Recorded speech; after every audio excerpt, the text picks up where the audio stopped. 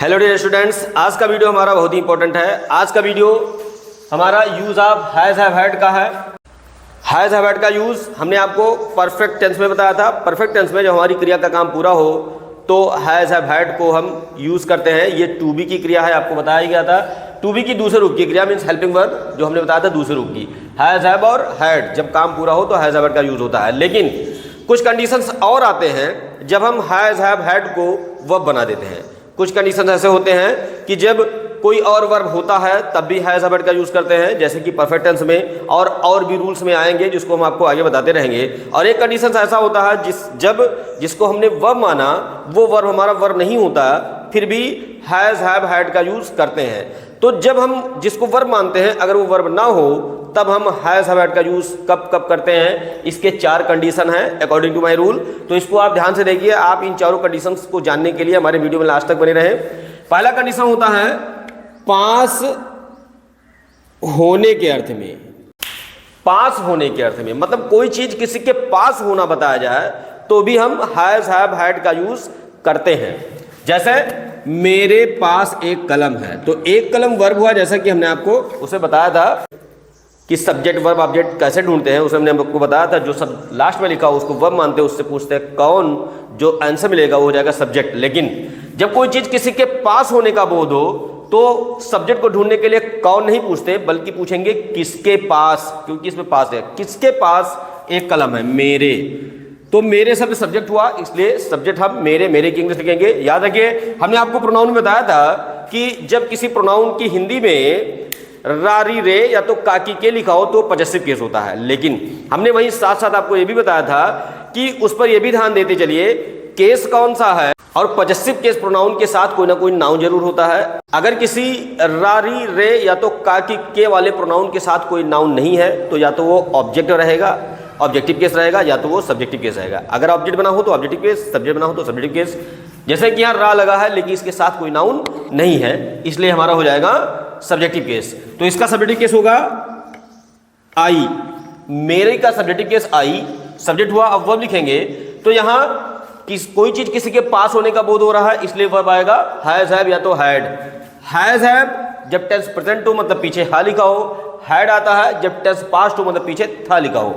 आई plural है, plural के साथ हैव आता है, इसलिए यहाँ आएगा हैव। आई हैव और उसके बाद इस शब्द की इंग्लिश लिखेंगे जिसको आपने वर्ब माना था, एक कलम तो अपन। ये यहां आते हैं उसे बुखार है। Use of has have had का दूसरा कंडीशन होता है बीमारी बताने के लिए।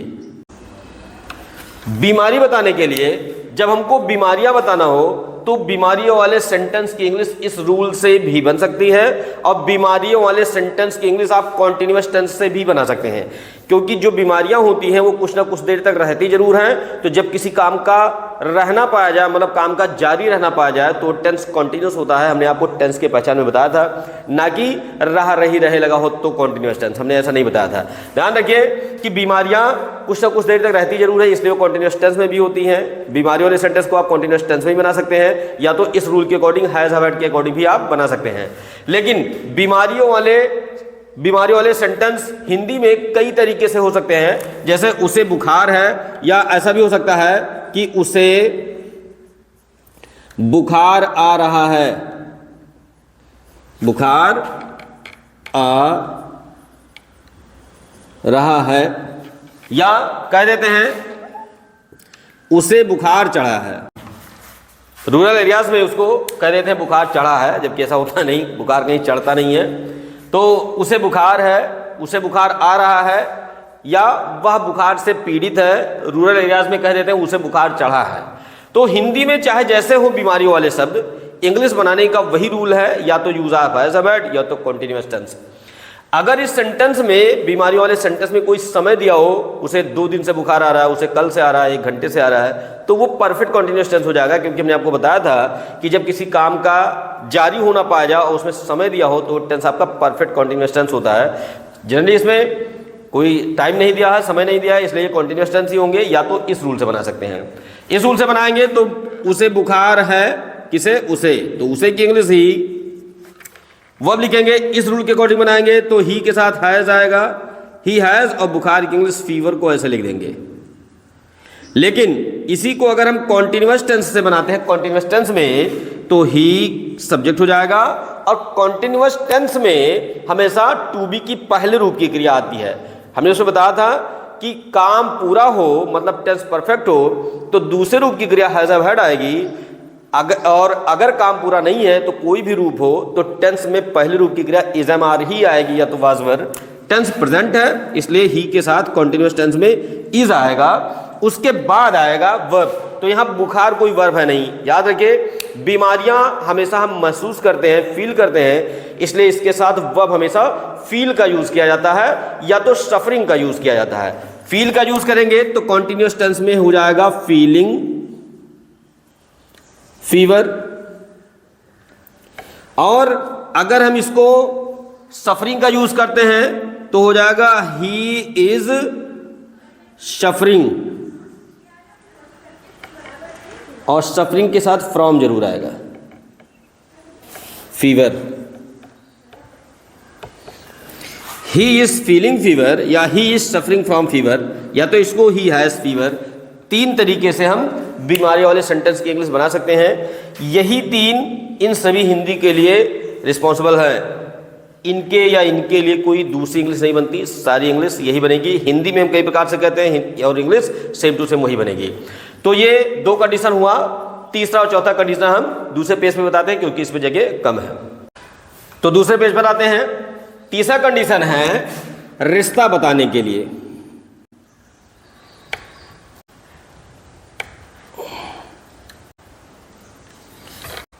अगला कंडीशन है रिश्ता बताने के लिए। जब रिश्तेदारी बतानी हो तब भी इसी नियम का यूज करते हैं। याद रखिए रिश्तेदारी बताने के लिए एक ही नियम बना है, use of has have had.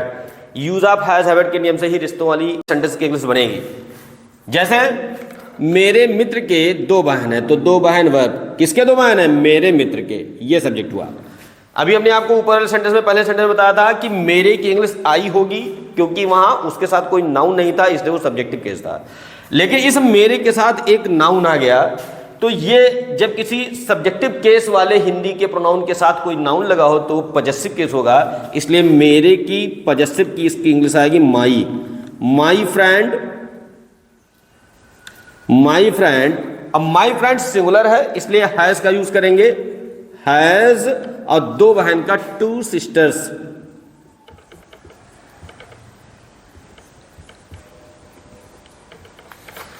My friend has two sisters. रिश्तों की इंग्लिश बनाने के लिए दूसरा कोई नियम नहीं है। चौथा कंडीशन आते हैं शारीरिक दशा। शारीरिक दशा बताने के लिए जब किसी के भी, चाहे वो कोई जानवर हो या इंसान, किसी के शरीर के बारे में अगर कोई चीज़ बताना हो तो भी हम इस नियम का यूज़ कर सकते हैं। या तो शरीर की दशा बताने के लिए भी हम टेंस के नियमों का भी यूज़ कर सकते हैं। शारीरिक दशा वाले सेंटेंस की इंग्लिश टेंस से और इससे दोनों से बन सकती है। सबसे पहले आते हैं इसमें, मेरी गाय काली है। देखा जाए तो काली वर्ब, किसकी गाय काली है? मेरी। तो मेरी गाय काली है। किसकी गाय काली है? मेरी। तो मेरी का आई हो जाएगा क्योंकि सब्जेक्ट बना तो सब्जेक्टिव केस। आई के साथ हैव लगेगा, आई have.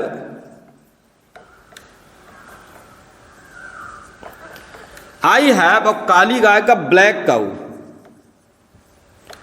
Black cow. I have black cow. या तो हम ऐसे कर सकते हैं टेंस के नियम से कि काली वर्ब, कौन काली है? मेरी गाय। ये दोनों मिला के भी सब्जेक्ट हो सकता है। कौन काली है? मेरी गाय। अगर कौन से आंसर मिल रहा है तो वो हम टेंस से भी उसके सेंटेंस को बना सकते हैं। तो यहां मेरी गाय सब्जेक्ट बना तो माई काऊ, तब हम टेंस का नियम लगाएंगे। वही नियम कि यहां ता नहीं लगा है तो पहले बी की क्रिया इज और वर्ब की English black. My cow has black, और जब ऐसे टेंस के नियम से लगाएंगे तो यहां कलर भी लिखेंगे, LOUR colour. I have black cow या तो my cow is black colour. इन दोनों टाइप से शारीरिक दशाओं वाले सेंटेंस की इंग्लिश बन सकती है। तो इस प्रकार use of has have had के नियमों को आपने देखा कि इसका यूज 4 कंडीशन में कर सकते हैं। तो इन चारों कंडीशंस के प्रैक्टिस आप कर लीजिए। और हैज हैव हैज का यूज और कई तरीके से भी कर सकते हैं। हम आपको एक एक करके रूल हम इस अपने चैनल पर डालते रहेंगे। आप हमारे इस चैनल में सारे रूल्स को देखते रहिए ताकि आपकी इंग्लिश ईजी हो जाए। तो अगर हमारा ये वीडियो आपको अच्छा लगा हो तो आप हमारे इस वीडियो को लाइक और शेयर जरूर करिए। और अगर आपने हमारे चैनल को सब्सक्राइब नहीं किया है तो सब्सक्राइब करके बेल आइकन का बटन जरूर दबाएं ताकि आगे आने वाले वीडियो को नोटिफिकेशन आपको समय से मिलते रहे। Thank you.